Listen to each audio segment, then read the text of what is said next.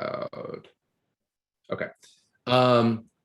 Okay, so thanks for doing this. Just for context, I I did this probably 6 years ago, maybe, for the team. I did a different version of it. And one, obviously a lot of you weren't there for that, but two, it the way that I did it, it was presentation focused, and I don't think it was quite as hands-on. And so I think the utility of it might have been mitigated for that. So the goal with this is I'm going to spend 10 minutes kind of walking you through what GTD is and why I think it's been so helpful for me. And then I'm actually going to kind of, I'm going to kind of show you what it's like to kind of set it up. And it'll be a little bit truncated, but I think you'll get the gist from it. So getting things done, I think I mentioned in the invite, it's probably been the most impactful book for me that I've ever read professionally. And Matt and I, way back in the day, were at a company in New York. We were at a startup. We were very cowboy. We got bought by a private equity fund, and we had a senior leadership team that kind of got brought in. For folks that understand private equity, they kind of have a playbook. They bring in often more senior leadership. I was the youngest kind of on the executive team. And I remember in a meeting, my boss was talking to me about, I was really good as an individual contributor, and I kind of got moved up into kind of a management role because I was just good at doing, right? Which is, I think, a pretty common path for people. But he said, the skills that kind of got you to where you were are going to be utterly useless to you in this new role. And you need to learn some new skills. And we're going to move faster, not slower than you did before. And your responsibilities are going to expand. And so you need to figure out a way to kind of scale with that. And after being kind of terrified from that anti-motivation speech, I kind of got some advice from folks on like what to do. And a good friend mentioned getting things done. I bought the book. When I first read the book, it sounded like a tremendous amount of work, which might be the experience that you'll see when you go through this, but it actually isn't. Once you get the system set up, it actually runs itself pretty efficiently. And I think one of the really great things about it is once you set it up, even if you let it get stale and things get a little bit out of control, all it takes is maybe 30 minutes or an hour, and you're back kind of on top of things. And so it's a really, really fantastic kind of framework for that. Why do I think it matters? The pace at which we do work has expanded kind of exponentially. I think that's something that everybody has probably experienced. The number of things that you're kind of being asked to do on a regular basis just keeps going up and up. Productivity tools don't mitigate that. They streamline maybe pseudo administrative type of things, but the hard work doesn't get necessarily easier. It also is like the definition of knowledge work. It's different than it was back in the day where like you were in manufacturing and you would be making widgets, and your job was to take this widget and to do this with it and then do that. Like you get an email, the email doesn't tell you what you're supposed to do with the email.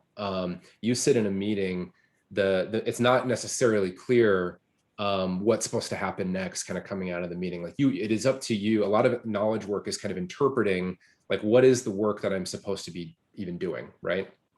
And then the third thing is kind of this blend between personal and professional. Those lines have blurred over time. I think obviously COVID has magnified that tremendously. For folks that don't know, I've been spending the last year kind of homeschooling my kid, which is bonkers.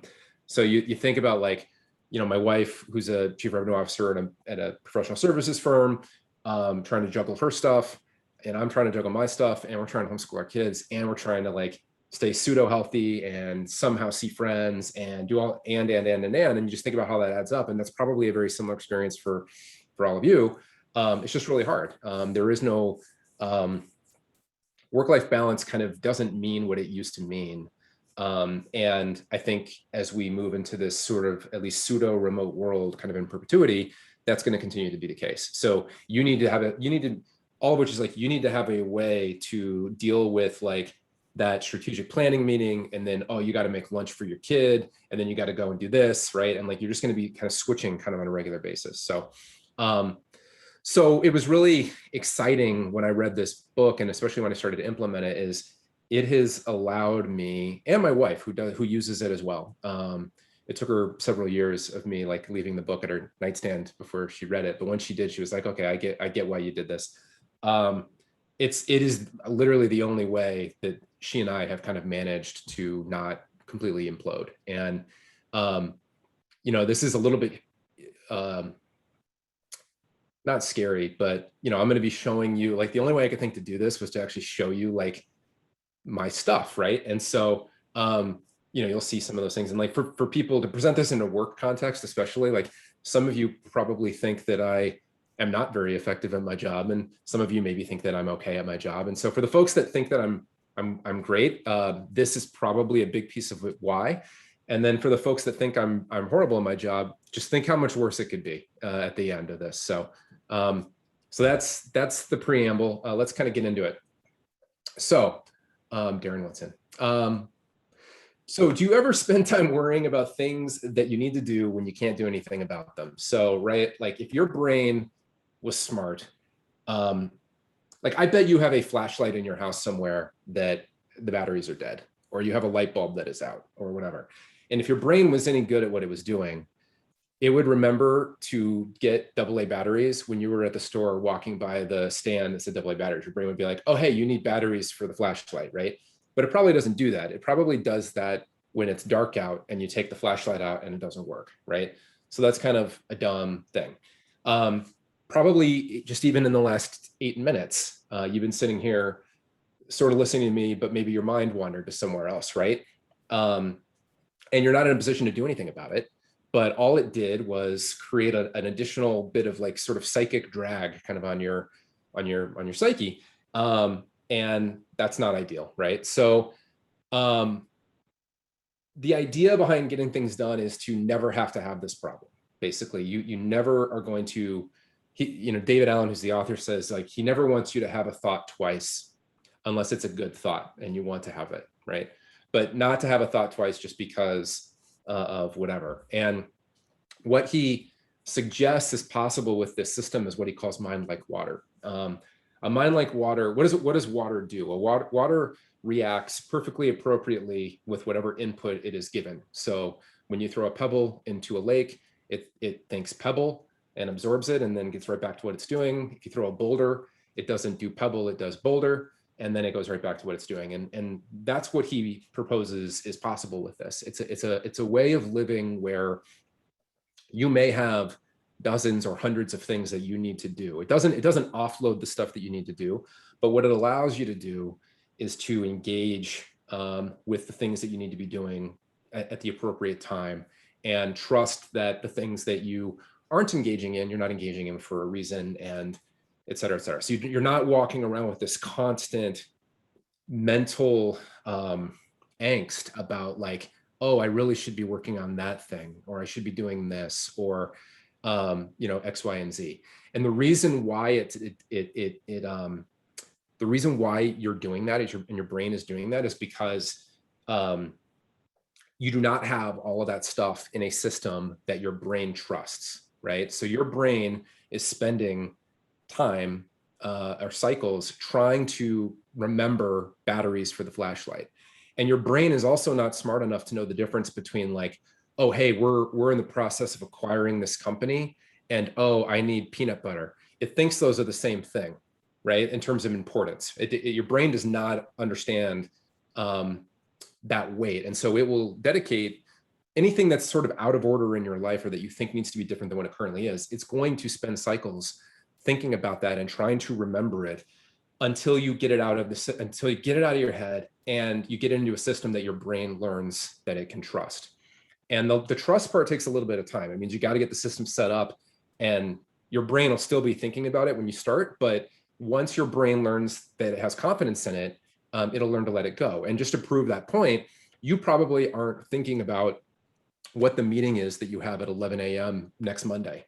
And the reason is because you've parked it in a calendar, which is a system that your brain has learned it can trust about date-specific and time-specific events. And so you no longer are having to constantly remind myself, oh yeah, I need to make sure I show up for that meeting on 11 a.m. on Monday. Your calendar is handling that job for you.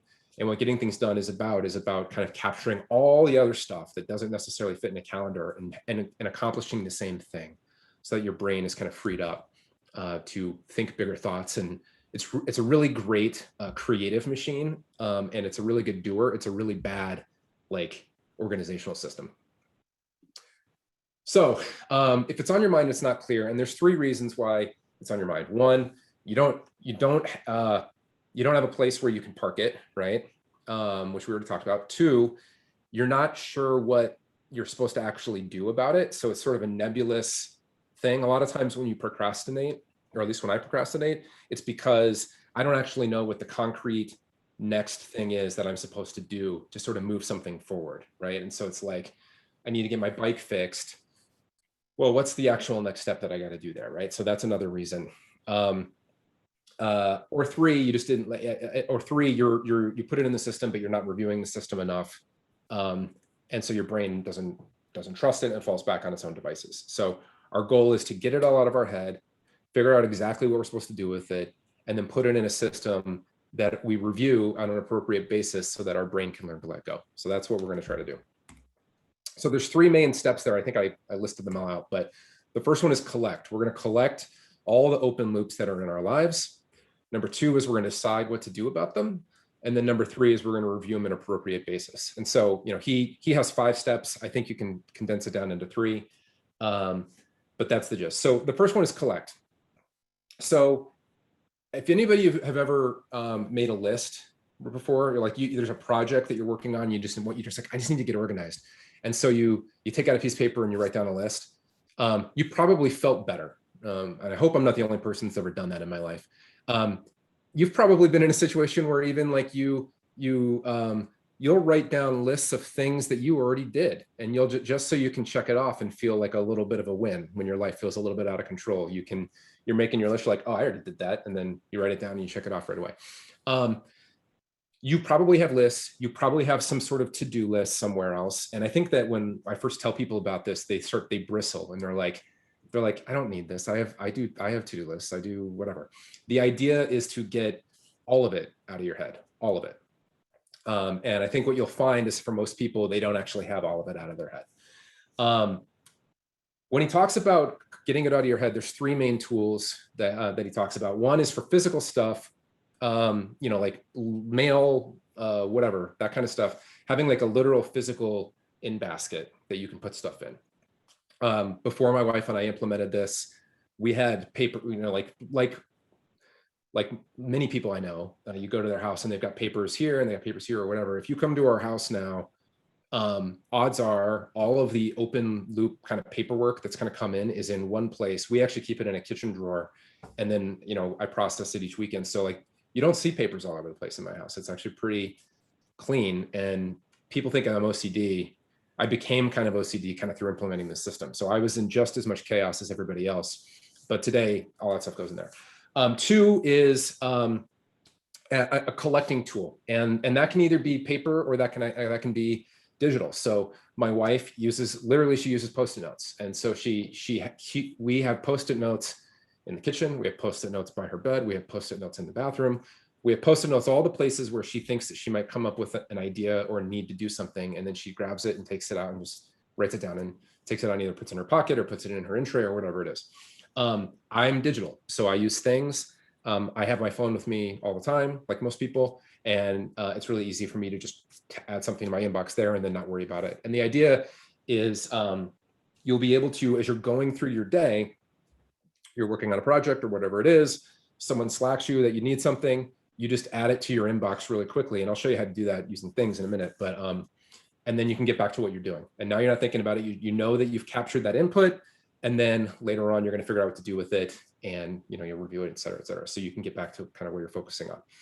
So when you're first starting out with this, I guess the third one, I forgot to say the third one. The third one is like your email inbox. So everybody has an email inbox. What many, many people do is they actually use their email inbox as a to-do list, which is a horrible idea because for one thing, it's constantly, changing, and 2, it doesn't actually interpret it. So you have to reread it each time, like, oh, what was I supposed to do with that, right? And then 3, and probably most important, is now your day and your life is being dictated by what other people want from you. So unless you're like really disciplined about sending yourself email and you're using that to capture all your open stuff, email is a horrible to-do list. So the idea is to go through that and get that stuff out of there as well. And I'll show you how to do that in a little bit. So those are your 3 inboxes. So that's your day-to-day, but like in the beginning, you got to get all that stuff out to start to kind of get the system set up. And he calls this a personal mind sweep. And he says it takes anywhere between 1 hour and 8 hours for somebody, depending on kind of the pace of their life and the complexity of their life. And I guess sort of how uncontrolled stuff was. And so like for me, when I did, and this was, I don't know, 15 years ago when I did this, but I went through my inbox and I had, whatever, 3,000 emails just sitting in my, my Gmail inbox. And like, I went through and I did this for all of these things, right? But writing down, and he actually suggests that you do it he asks you to do it on a piece of paper. I do it digitally, whatever is fine. But like from a professional perspective, what are all of these different things that you theoretically could be doing, should be doing, have been thinking about doing? These represent like the idea of, hey, we should do a retreat for whatever.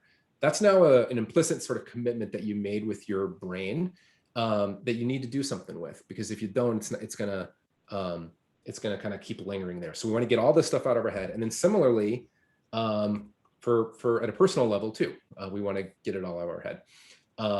And we use one system for both. You'll see, like I do break mine into personal and professional a little bit, but they're kept in the same place. So that's the big, and that takes, so take a weekend, right? And then just like sit down and like spend however long it takes to get all of this stuff out of your head. And when you'll know when like you literally can't think of anything else. It's helpful to do this at home because you can walk around your actual living space, and very often you will see things that you need to get done in your living space, or like, oh, we should get new dining chairs, or oh, those are old Christmas lights, or whatever it is. All of those things, every time you don't think that necessarily is a to-do, but I bet every time you open up that closet and you see that drawer with all that junk in it, there is a part of your brain that's like, I hate that drawer, and you don't want to deal with it. And so you want to get that down in your system too. So that's collect. Number 2 is to decide. So you get all this stuff in, and now you got to actually figure out what to do with it, because in the beginning, it's going to be, like I said, emails that you have to interpret. It's going to be some piece of mail that you got to figure out if you're going to do something with it. It could be a note that you wrote down that says mom. Like, well, what is mom? What does that mean? Right. And so we go through a process for each one of these things one at a time and figure out what it means. Right. And so we can skip that. You probably have a lot of emails, but I already kind of spoke to that. So here's the process. First question is it actionable? Is this something that I can do something with?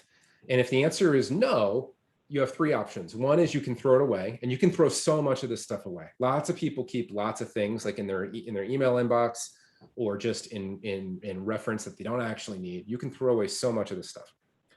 So that's your first option. Like, oh no, I can't actually throw it away. General reference. And he has a whole system that he talks about for general reference. This is probably the area where I deviate from him the most. I have reference for like financial documents and papers and things like that, but it's literally like two of those like portable filing cabinets. That's really it. He talks about like a big A to Z general reference system, and I think it was from the day, like the book was written 20 years ago, 25 years ago, so we were much more paper-based back then. I think a reference system today would be something like Rome Research, where it's like you're keeping ideas or you're keeping your notes or whatever it is, or Notion could probably fulfill that purpose too. But reference is number 2. Number 3 is someday maybe. So this is the idea of like a tickler file. And he actually, again, also had this be a physical thing. And it was pretty clever. He had like 42 folders. So he had folders for every day of the month, and then he had 12 months. And the idea was like you take the one, you show up each day, you take out the one for today, you'd see what stuff was in there, and then you put it at the back of the file. And what it allowed him to do was like, all right, he gets this magazine, and the magazine has an interesting article about going to France or something like that. He would rip it out, drop it in the tickler file, for 3 months when they're thinking about planning a vacation or whatever it is. And then he would get back to his day. And then when he shows up in his morning, It's one of his inboxes he checks as he pulls up the folder for today, and he sees, oh, is there something I need to do? Oh, I got to buy tickets for the theater for that thing because it went on sale, like that kind of thing. I do this entirely digital, and I'll show you kind of what that looks like in a little bit, but that's actually one of the coolest aspects of this. And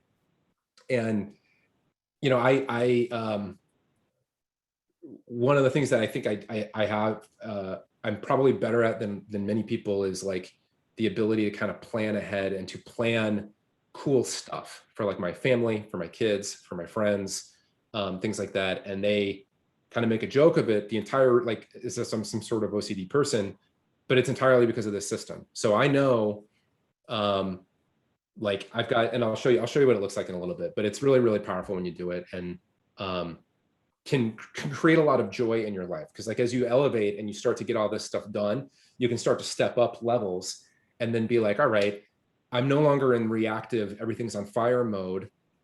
My wife's birthday is coming up in 2 months. Why don't I start to brainstorm like some cool stuff that we could do or research or whatever? And having a system like this makes that much, much more likely to happen. So, okay, so let's say it is actionable.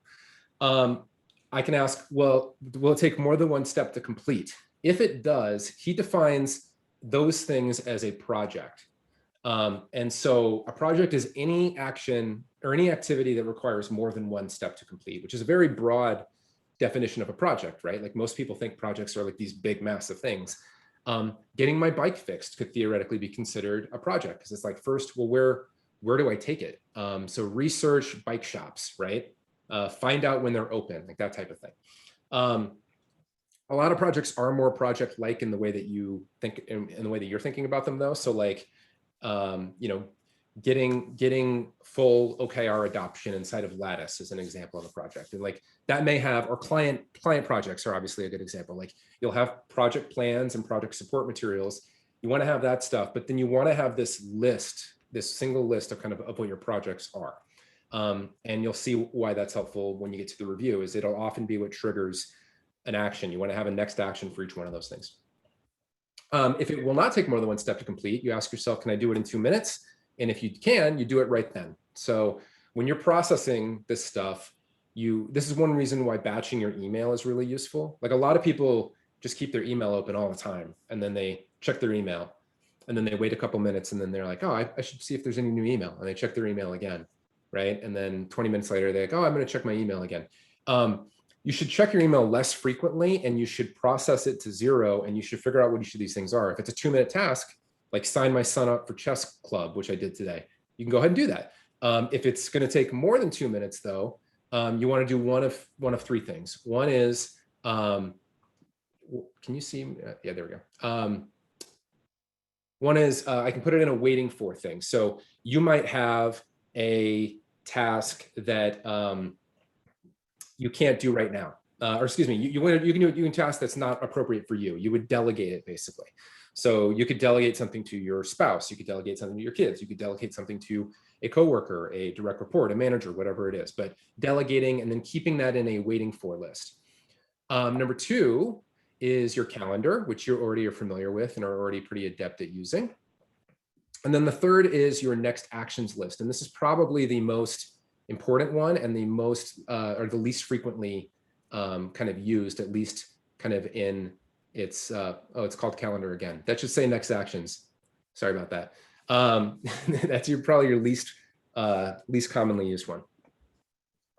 But the idea is, as we're processing it, we want to touch each thing one time, put it in the appropriate place, and then now all of my inboxes are clear, and I've got kind of a full inventory of all of the stuff, and they're all parked in the right location. The last thing is review. So you get all that stuff into a system. If you don't review it, it doesn't accomplish that much for you, right? And your brain is going to start thinking that it needs to rely on itself again. So you can have different frequencies depending on, the answer is like, how often do you need to feel in control? For me, I check my calendar, my next actions list, and my waiting fors just about daily. And I spend most of my workday operating from my next actions list. And then on a weekly basis, I'll look at my someday list, I'll look at my project list, that type of thing. And then on once a week, most weeks, I will do a weekly review. And a weekly review, you could do it like on a Friday afternoon, you could do it, I do it on a Sunday evening. to prepare for my week. But the idea is get clear, get all your stuff from the past week, all of the sludge that's kind of, because life moves really, really quickly, right? So like keeping your system pristine all the time is not realistic. Things are going to happen. But this is your opportunity to kind of get all of that stuff reorganized. And so you collect all your loose papers, you get your inboxes to zero, you empty your head, a miniature version of that mind sweep. You get current. So I'm going to review all my action lists, review my last week calendar. Are there any actions came out of that? Look at the calendar coming up. Is there anything I need to prepare for? Review all the waiting fors that you might have. Look at your project list. Review any relevant checklists. I'll show you an example of checklists in a little bit that are also really, really cool and really helpful. And then get creative. So like review your someday maybe list. Look for things that you might want to make a current project. And then just like ask yourself big questions. One of the things he talks about is like, it's really, really hard to ask yourself questions about like values and like where I want to be in 10 years when you have all of these fires all around you. Like your mind will not let you chill out enough to think about that stuff because you're too busy worried about all the junk that you're currently dealing with. And so by getting all of this in place, your brain is freed up now to start thinking bigger thoughts and to asking bigger questions and things like that. So it's really, really useful from that perspective. Oh, someone's chatting. Ain't that the truth? Oh, I don't know what did I say? Which part? To which part? Your brain literally you can't think about other things if you have all of these things on your mind. It's like, it's just literally not possible. At least for me, at least, I'm realizing that. Yeah, 100%. Okay, so that's it for the deck. I wanted to show you how to do this. So, so this is things. This is the tool I use. And again, you can use paper. You can use, there's lots of tools like this. There's OmniFocus, there's Todoist, there's Apple reminders. Like the tool does not matter. What matters is a tool that you like and that you'll use consistently. That's the best tool. So first step is you do your brain dump, and you might think about like personal stuff. You might think about work stuff. So, the way I go in and I create a to-do, like, I don't know, what's an example? Product, strategy, curriculum. That'd be an example of one. And now that's in my inbox. I don't live in my inbox though. I don't live in my inbox. I'm going to live in this is where all my next actions will be.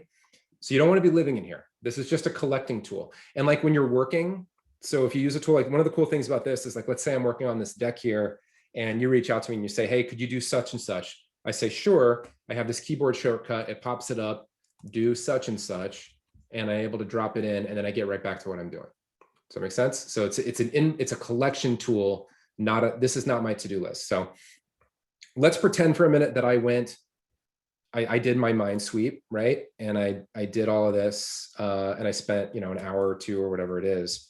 You might end up with a list that looks something like this, right? So I have, I don't know, 100 of these or whatever. And this is a subset of what I actually have going on. So now I got it all collected. I need to figure out what to do with them. So I'm going to look at each one of these things and going to create some projects with it. So first thing I do is I create a new project here. Looks like TLDR. That's a project that we're doing in incubation. Build V1 of TLDR. So this one's well written, but what I normally will do is I ask myself, like, what is the outcome that I'm trying to accomplish? And I make that the title of the project. So the title of the project tells me what done means, right? So this could have any number of things in it. And you can do one of two things. You can create a more full-fledged, like in this example, we actually have a Trello board that has all of the backlog of tasks that we need to do to actually build this thing. In that case, when it's a big enough project like that, you probably leave that stuff in there, and then I link, like I would link to my Trello board, right? Link to Trello. But good timing, Dan. He's working on TLD everything. So, that would be an example. If it's a smaller project though, you can just add the action items right here, right? And do it there. And all you really need on your project list is your immediate next action. You just need one thing. You can add more, but you want to have at least one because that'll tell you like, oh, this is what I need to do to move this thing forward, right? So let's pretend I hadn't done this yet. Write user stories document, let's say, right? Would be an example. So that's one. So that one's gone. Create digital marketing curriculum from Kellogg stuff. Consider research implementing in Lessonly, right? So there's that. Build a marketing and invite plan for TLDR. So that's another thing, part of the same one. Talk with Phyllis about a potential marketing plan for TLDR. And that would be, and then the other thing about this is that I don't do this all the time, but I will often tag things. So let's say, I call this agendas, right? And the other thing I can do is, where do I do that? Where do I do that here? Create an area. Professional, because I'm starting to have enough of these, right? These are going, this goes in here, this goes in here. And then I actually create a separate one. I have three. I have work, I have home, and then I have, actually I'm gonna rename this. This should be home. Home, and then I've got what I call agendas. So agendas are where I keep track of things that I want to talk to someone about.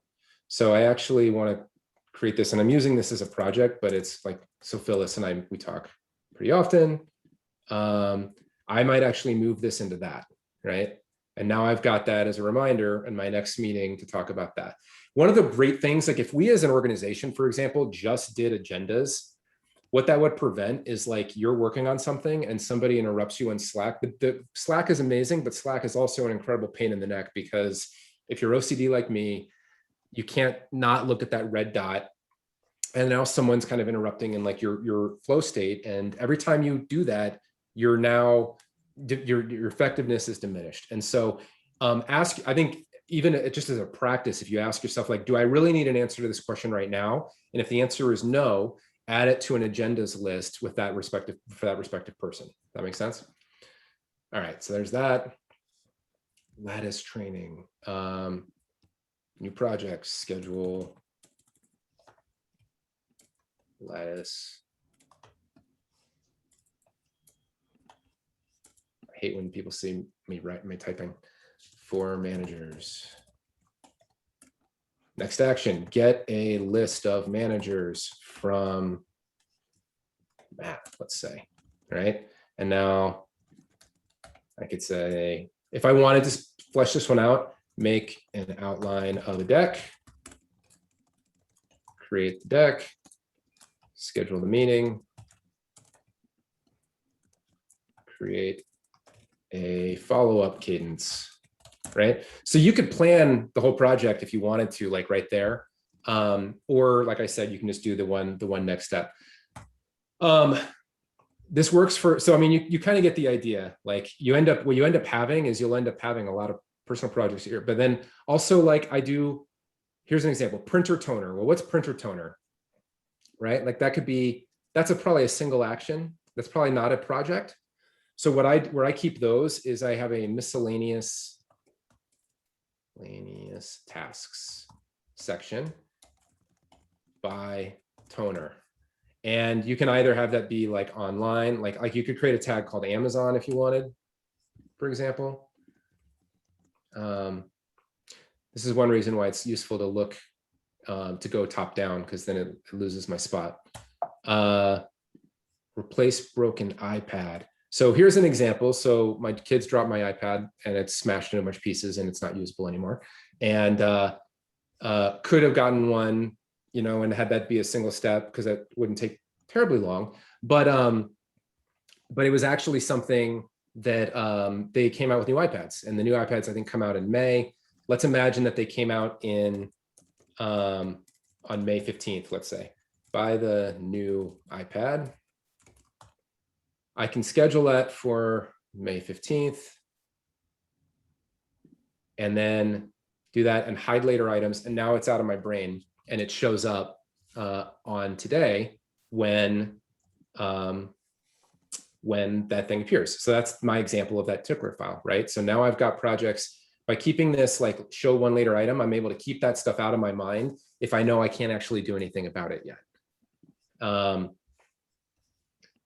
Talk to my, these are all real.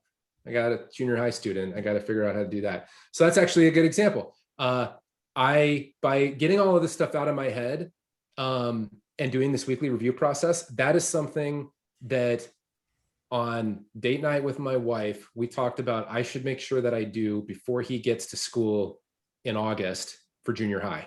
And before his kid, because right now he's still a sweet, innocent boy and he's going to learn stuff from his friends if I don't get on top of it. But honestly, I'm really nervous about talking to him about this. And so the next step for me would be to find some books or find some articles that might be relevant. That what this allows me to do is avoid him coming home and like springing this on me and me not being prepared. And what it's going to allow me to do is when the time comes, I'm going to have a thoughtful, hopefully useful conversation with him. He might still turn out to be a mess, but who knows? But that's an example of stuff like that. Just by getting all of this stuff out of my head, I can do. Mother's Day with Jane. So here's actually a good example of another type of project. So I have another section that I call goals, lists, and routines. And what I do with that is I create a project like Michelle's birthday. And I make this a repeating task or excuse me, a repeating project. Or wait a minute.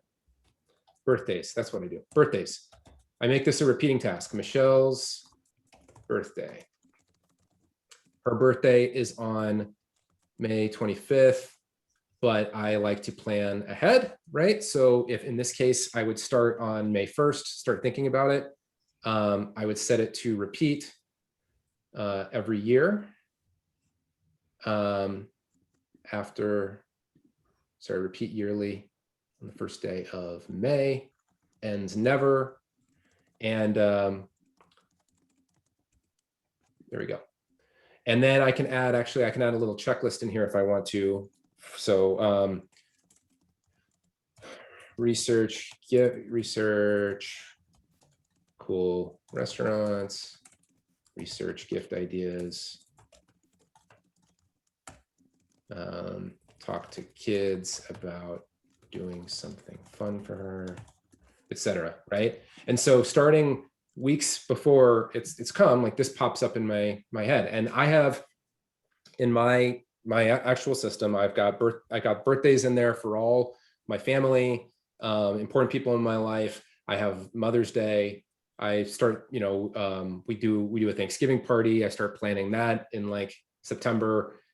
We do a camping trip with some kids. Like, so I've got these annual events that come up in my life, and I don't wait until the week before they happen to do it. I come in here and then like they appear when they're supposed to appear, and now I can start thinking about them appropriately. I do the same thing here. I call this like, I have my like goals, right? So I'll do, and my system has 2021 goals, and it'll be a combination of professional and personal, and I'll use a checklist for that too. So get to 180 pounds. That's been a goal for 5 years now. It hasn't happened yet, but launch 3 businesses in the incubator, and whatever my other goal, like a 1200 chess rating, right? So those are examples of goals. And then what I'll do is I will create a routine. I'll take a new project called routines, and then I'll create a weekly routine, right? And this is where I keep track of my like weekly review. So clear inbox, review goals, right? So it'll be a reminder to review my goals. So I look at them every week. Look at waiting fors, right?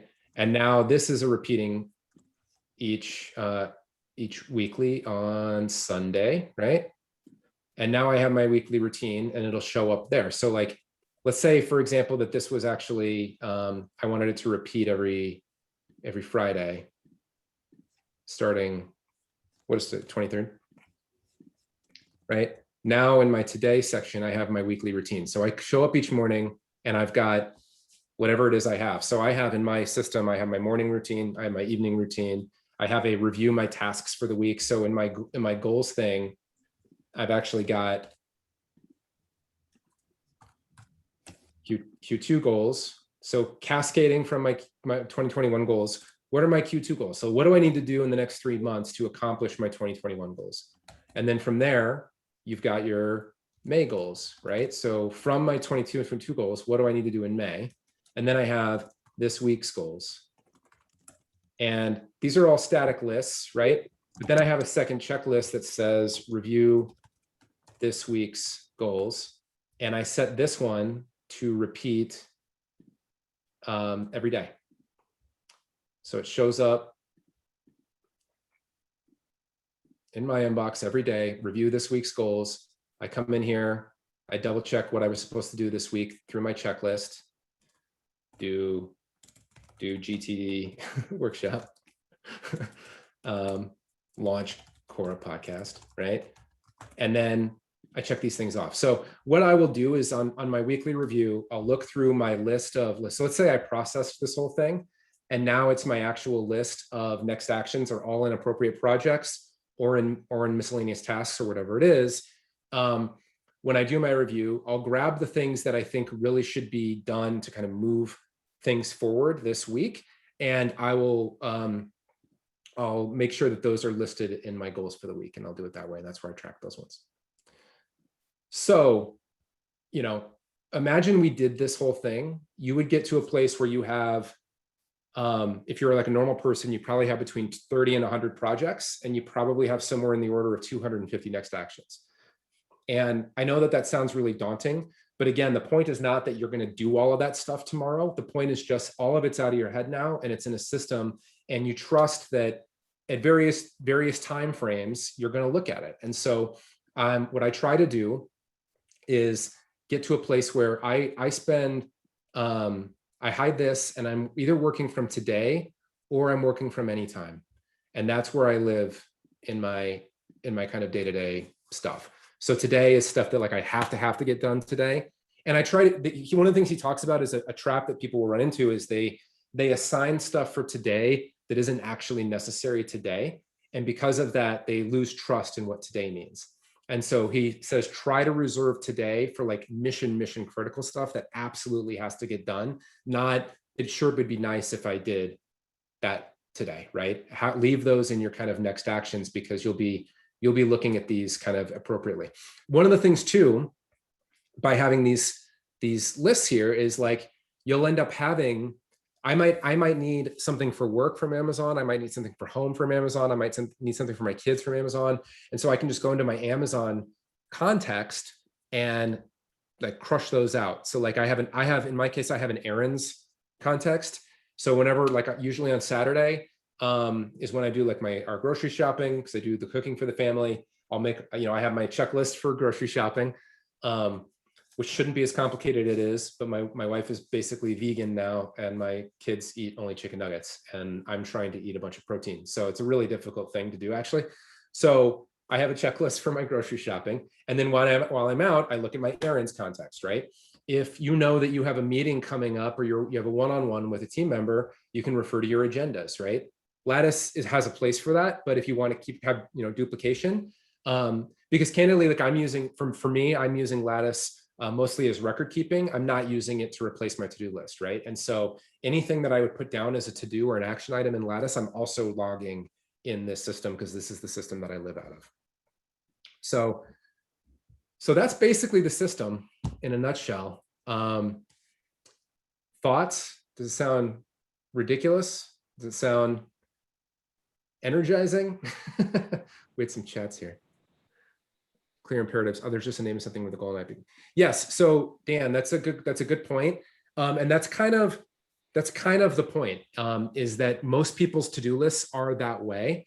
And the processing activity is when we would move from this vague thing, like new Manifold logo. What does that actually mean, right? What's the next physical step that we need to take on that? And so you ask yourself the question like, okay, what do we need to do to kind of move that forward? And that becomes a very discrete, ask so-and-so about blank, research this, learn more about blank, that type of thing. And so you're trying to take these amorphous blob of stuff, some of which is very concrete, a lot of it is not, and turn it all into either a project or a next action. And if it's a project, then determine what the next action is. That's kind of the big habit of getting this stuff out of my inbox.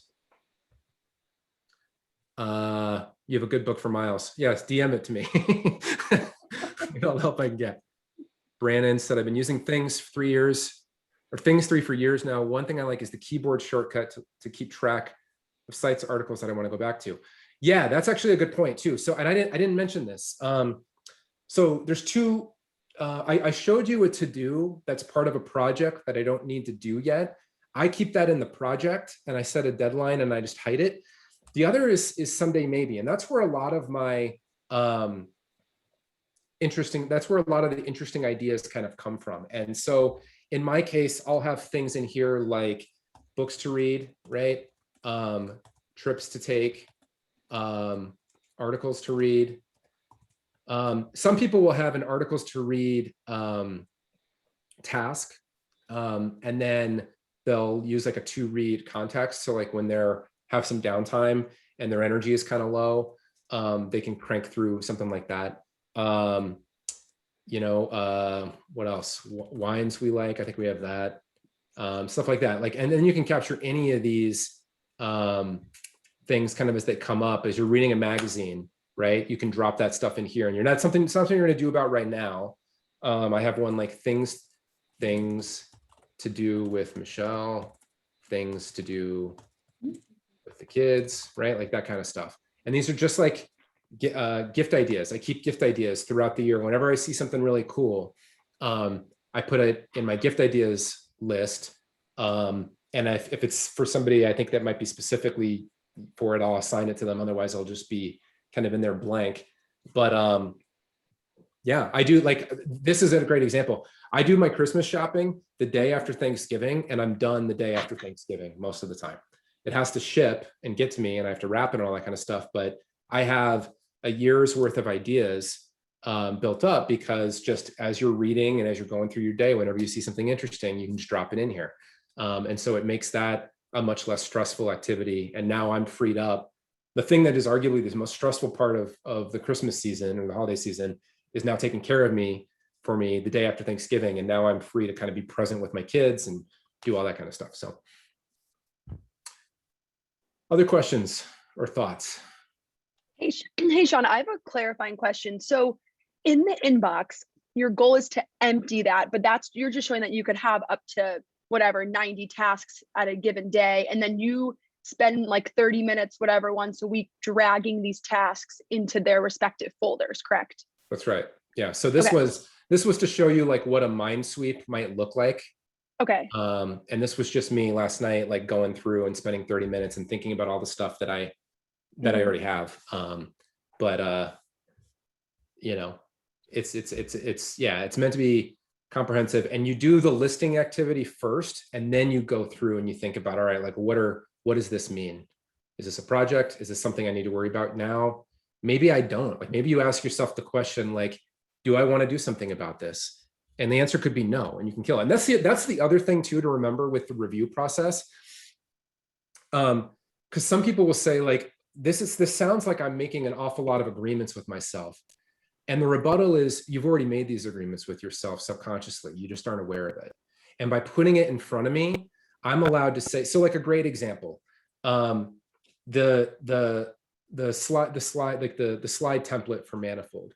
It's one of those things where it actually takes a fair amount of, like for people that have been in any of the slide deck presentations, it takes a fair amount of time to make a really nice version of a slide.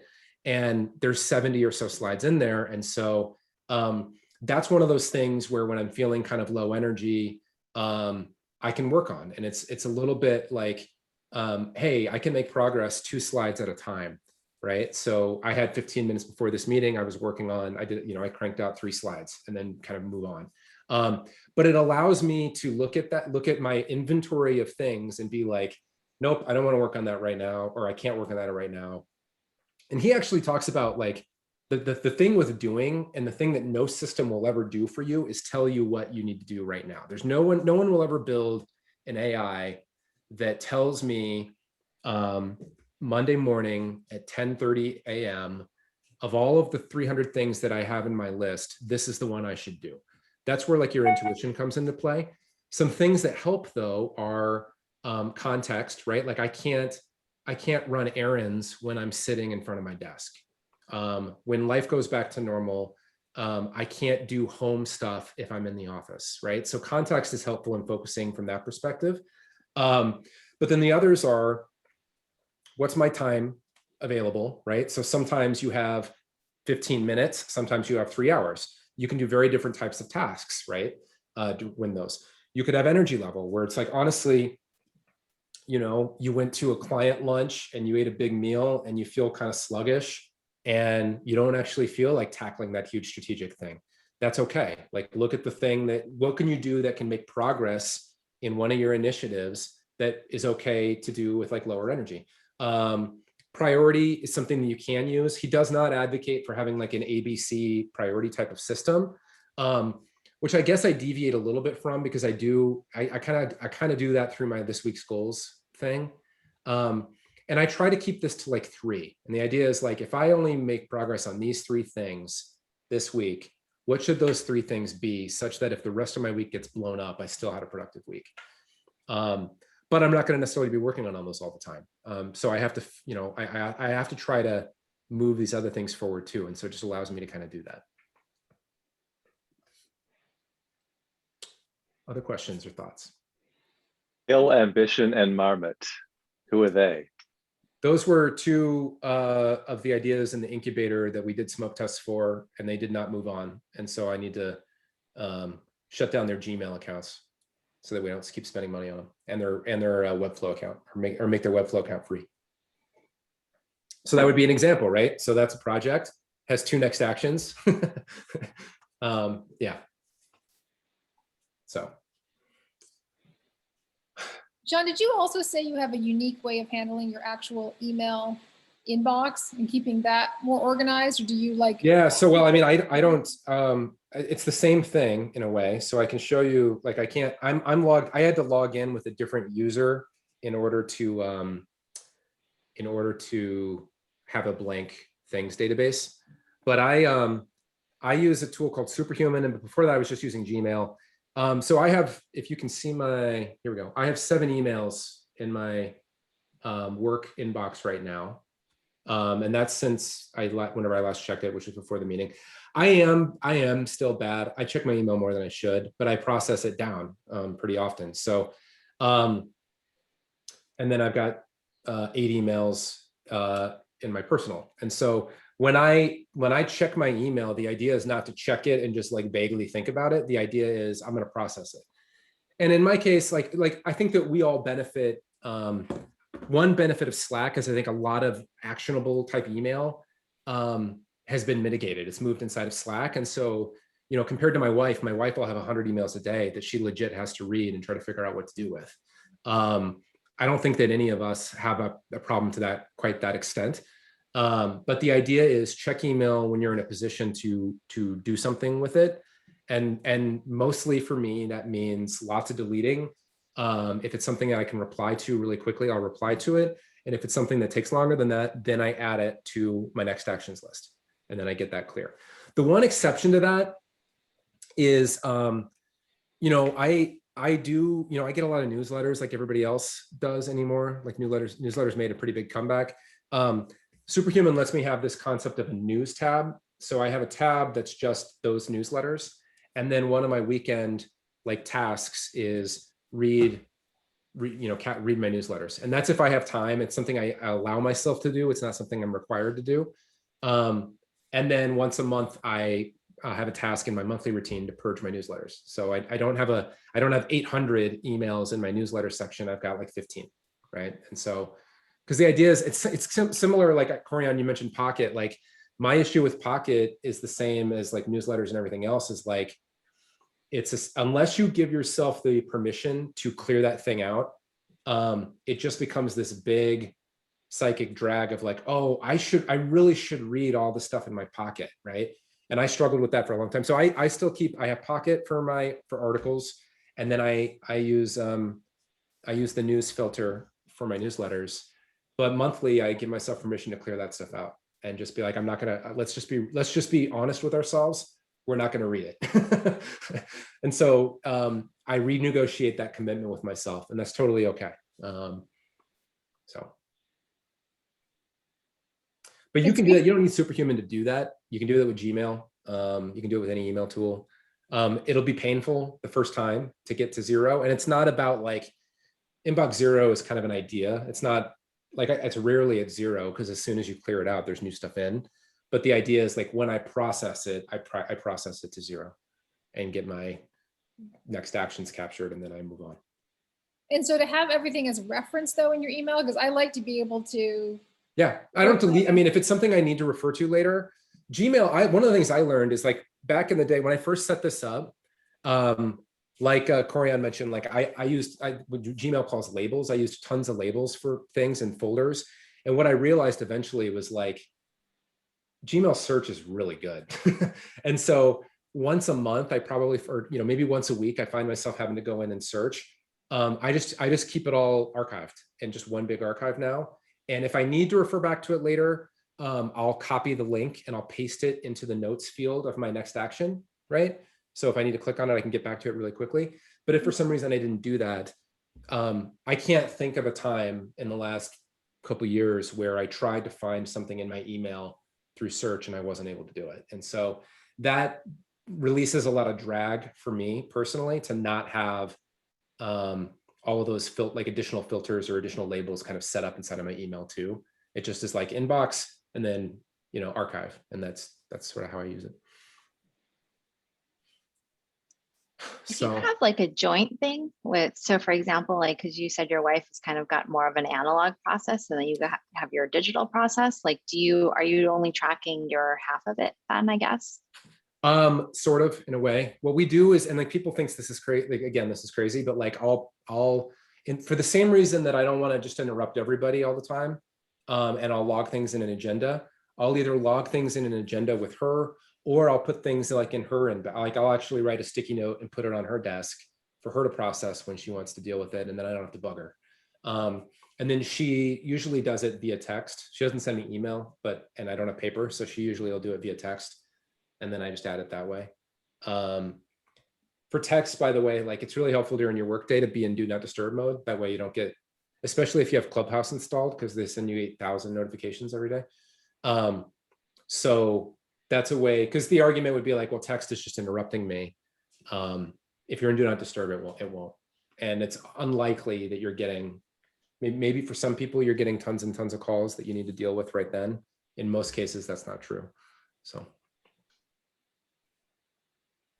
yeah, I mean, it probably looks a little bit OCD. For anybody that like if Matt Anardi, I mean, he probably argues that I'm still disorganized, but he knew me when I was 23. Like I was a total mess, and this system is what has allowed me to kind of maintain some semblance of control over my life as things have kind of gotten more complicated. So again, like I would dedicate a day, like pick a Saturday and just try to get all of this stuff down into a system.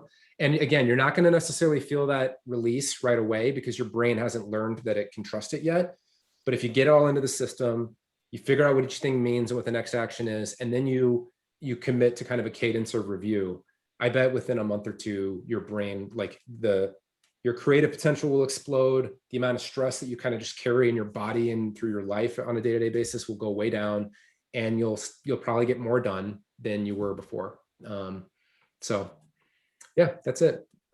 Thank you for joining. I hope that was helpful. If you have any other questions, like by all means, send me a DM on Slack or whatever. I'm happy to show you, obviously, how I do things. So yeah, but thanks for listening. Thanks for attending. That was really helpful. Really helpful. Yeah. I'm really glad to share. Yeah. Thank you. Yeah, the productivity nerd to me was loving that. Awesome. Good Thanks, stuff. Sean. All right. Thanks, everybody. Thank Thanks. you. Thank you. Thank you.